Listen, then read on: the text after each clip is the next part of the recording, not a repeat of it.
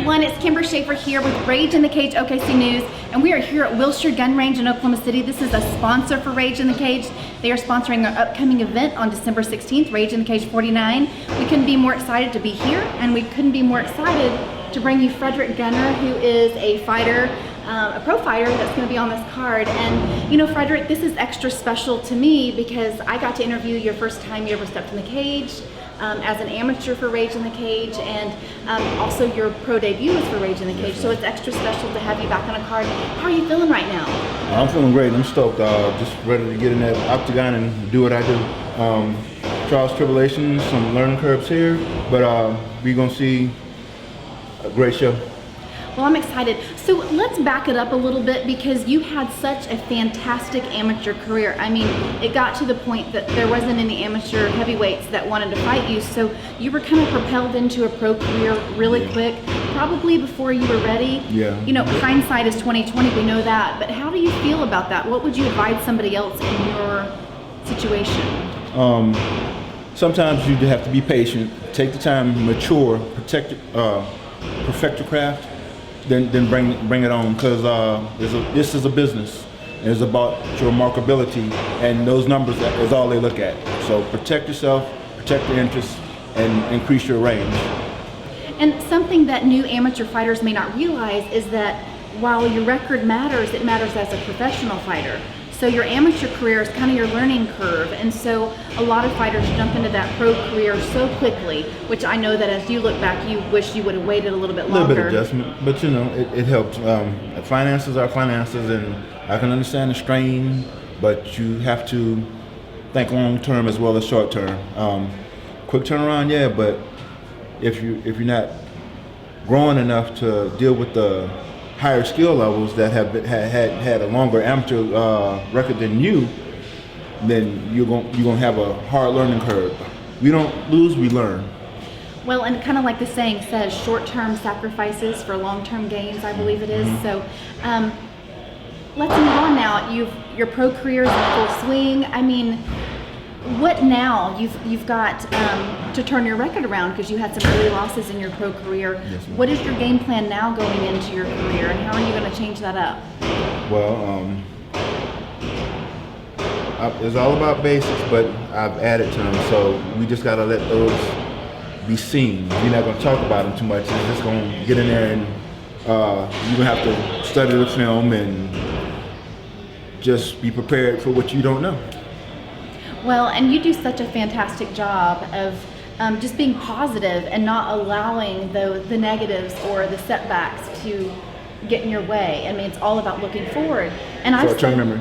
Exactly, and I've said from day one with you that your story is such an inspiration. And beginning your career, you know, when you were 42, wasn't it? 42. Yes, and so you know, it's one of those stories to where you just never give up.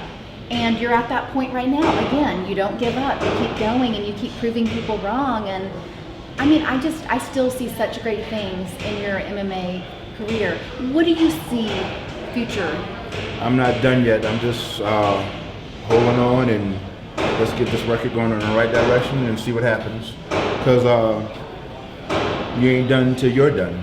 Nobody's going to tell me when I should quit, or when I'm ready, I'll be ready. Let's talk about your opponent on this event. I believe, did I just see it was Mike Saunders? Sounds familiar. Do you know anything about your opponent at all? No, ma'am. It's been changed. It was supposed to be Mr. Brandon Groom, but I don't know what happened there. That's a different story. That's right. We'll let that go for now. To be continued, Brandon. But anyway, we just gonna deal with what's ahead of me, in front of me, and one day at a time, one training session at a time, and come December 16th, we'll have our answers. Does it matter to you so much who your opponent is? Do you go into each fight with a specific game plan after studying tape or past videos of your opponents, or is it just you have a game plan that's kind of one size fits all? It's 50-50, because sometimes you can get surprised, but you have to study something. See, everybody has a strength, everybody has a weakness. So it's self-awareness, self-evaluating and just dealing with the information that you have in front of you. How has becoming an MMA fighter, how has it changed your life? Notoriety, friends, different level of respect, more business. It's just opening a lot of doors, and it's helping touch a lot of people. All right, and before we go today, Frederick, I want you to take a few minutes, and if there's anything you want your fans to know about you that I haven't asked you, and also some of those shout outs, because I know you've got some sponsors you want them to know how much you appreciate them. Biggest supporters, kids, and love them to death. If you don't know my story, you need to back up and start following me from the beginning. I'm not gonna give you the cliff notes. Come back up and follow me. But I'm just grateful for the people and organizations that I'm dealing with. Shinshinkan Dojo, Mo's, KO Nutrition. It's just family atmosphere, knowledge, help, opportunities, whatever. If they can make it happen, they'll make it happen. I'm just grateful for the opportunity to perform in front of you, because if it wasn't in front of you, I'd be in the streets fighting. If that situation arrived, I have matured, so it's one of those things. Maturity is a good thing, right? Definitely. Well, thank you so much once again, Frederick. You are such a joy to talk to. I always enjoy our interviews, and I'm looking forward to December 16th with you on the card. One of the pro fights. I believe there are 6 pro fights on this card and 14 fights altogether. It's all going down December 16th. Of course, you can get your tickets from one of these fighters here. Yep. Frederick Gunner, I'm sure, has got some. All right.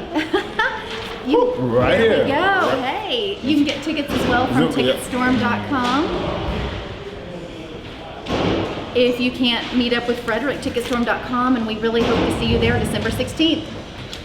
Rage it up.